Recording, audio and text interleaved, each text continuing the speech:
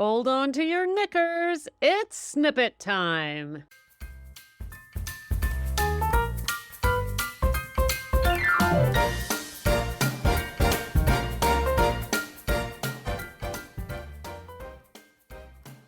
Hello. Welcome to Sober Living Snippets, where we live alcohol-free so we can heal our relationships, feel youthful again, and ditch regret and shame. So excited! It is January 20th, Monday, and I have a mind-blowing snippet for you. In fact, this is the launch of a very exciting week. We are spending this week together studying. Oh my God, that didn't sound like fun. Seriously, we're spending this week together studying. Gee, I don't know about you, but that was not what I considered fun back in the day. Oh boy, have I ever gone nerd. Oh well, I guess that's life. But seriously, we're going to spend the week together looking at David R. Hawkins' book, Letting Go, The Pathway of Surrender. Now, just briefly, in case you're new, don't run away. It's going to be fun, I promise. I'm Becca Jacobson, former English professor turned podcaster turned sobriety coach. And as a former English professor, I bring my expertise in studying literature to this show by doing periodic book studies of some of the more amazing personal development books out there. Okay, so now you know who I am and why I'm talking about a book study of all things. This week, we are going to go together through the first couple of chapters of David R. Hawkins' book, Letting Go. Now, I laid this out for you last week. You don't have to have read the book to get this. You don't even need the book to get this. All you got to do is listen to your snippet. But a couple of things to line us up first to prepare you for what to expect. Those of you who've been with me for longer know that the snippets used to be 5 days a week. Starting 2025, we went to Monday, Wednesday, Friday. Well, guess what, gals? I got a surprise. This week, we are doing every day. We're doing all 5 days this week. Why? Because we need to do justice to this book, and I don't want to stretch it out over 2 weeks. So you're going to hear from me every day this week, just like the good old days back in 2024.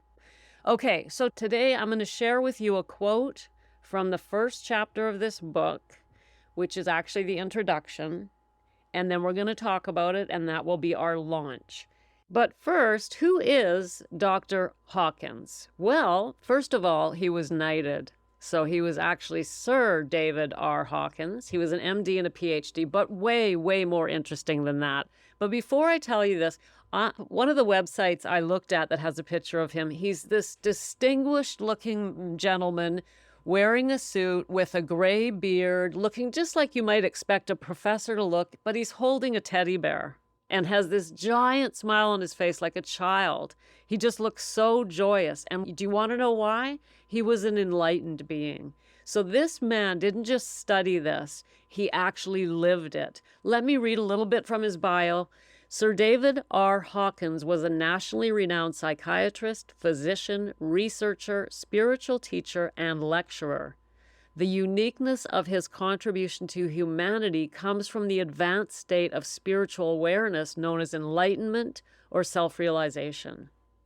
So this man was actually enlightened, according to those people who knew him. Most scientists aren't enlightened beings.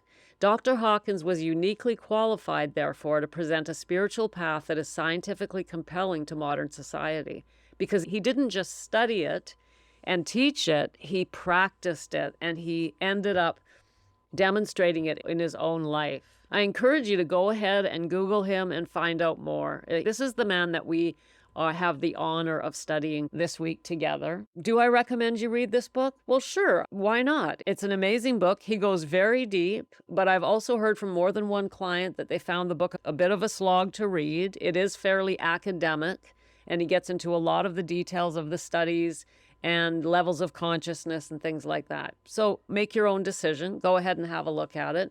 But what we're doing together this week is looking at the key parts, and that is what and the how. What? We need a way to get happy, and he's going to tell us how to do it.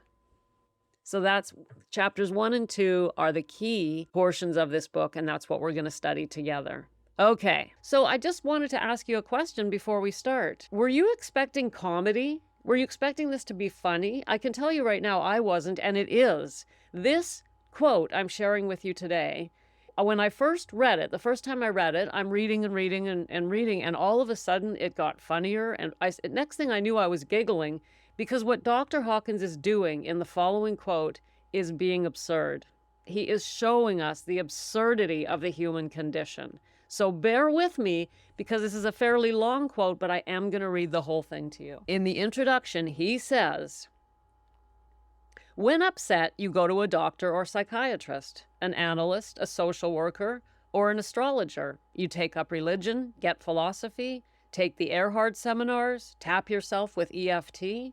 You get your chakras balanced, try some reflexology, go for ear acupuncture, do iridology, get healed with lights and crystals. You meditate, chant a mantra, drink green tea, try the Pentecostals, breathe in fire, and speak in tongues. You get centered, learn NLP, try actualizations, work on visualizations, study psychology, join a Jungian group. You get Rolfed, try psychedelics, get a psychic reading, jog, jazzercise, have colonics, get into nutrition and aerobics, hang upside down, wear psychic jewelry, get more insight, biofeedback, gestalt therapy. You see your homeopath, chiropractor, naturopath. You try kinesiology, discover your Enneagram, get your meridians balanced, join a consciousness-raising group, take tranquilizers. You get hormone shots, try cell salts, have your minerals balanced, pray, implore, beseech. You learn astral projection, become a vegetarian, eat only cabbage, try macrobiotics, go organic, eat no GMO, meet up with Native American medicine men, do a sweat lodge, try Chinese herbs, moxie-combustion, shiatsu, acupressure, feng shui. You go to India, find a new guru, take off your clothes, swim in the Ganges, stare at the sun, shave your head, eat with your fingers, get really messy, shower in cold water, sing tribal chants, relive past lives, try hypnotic regression, scream a primal scream, punch pillows, get Feldenkrais, join a marriage encounter group, go to Unity, write affirmations, make a vision board, get rebirthed, cast the I Ching, do the tarot cards, study Zen, take more courses and workshops, read lots of books, do transactional analysis, get yoga lessons, get into the occult, study magic, work with a kahuna, take a shamanic journey, sit under a pyramid, read Nostradamus, prepare for the worst, go on a retreat, try fasting, take amino acids, get a negative ion regenerator, join a mystery school, learn a secret handshake, try toning, try color therapy, try subliminal tapes, take brain enzymes, antidepressants, flower remedies. Go to health spas, cook with exotic ingredients, look into strange fermented oddities from faraway places. Go to Tibet, hunt up holy men, hold hands in a circle and get high, renounce sex and going to the movies, wear yellow robes, join a cult, try the endless varieties of psychotherapy, take wonder drugs, subscribe to lots of journals, try the Pritikin diet, eat just grapefruit, get your palm read, think New Age thought, improve the ecology, save the planet, get an aura reading, carry a crystal, visit a trans medium, go for sex therapy, try tantric sex, get blessed by Baba somebody, join an anonymous group, travel to Lourdes, soak in the hot springs, wear therapeutic sandals, get grounded, get more prana and breathe out that stale black negativity, try golden needle acupuncture, check out snake gallbladders, try chakra breathing, get your aura cleaned, meditate in the Great Pyramid in Egypt. You and your friends have tried all of the above, you say? Oh, you human, you wonderful creature. Okay, that's the quote. Wow, that was exhausting. Let's talk about this. What is David R. Hawkins doing here? Why would he make such an absurd list? I'm sure we can see, can't we? Now, let's see. We could go two directions here. We could find that really annoying. I mean, that was long, right?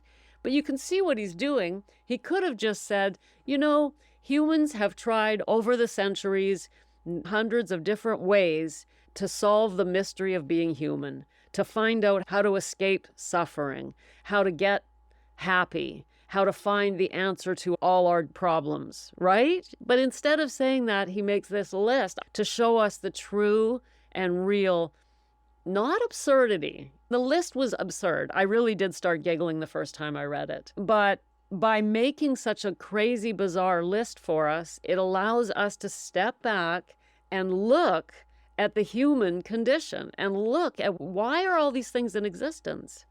Because we care. Because we know in our hearts that something, somewhere, there's the answer to our human condition. We want to find the key to happiness, the Holy Grail, whatever you want to call it. And so he begins this amazing book by pointing out, reminding us, make it very clear to us that it matters to us.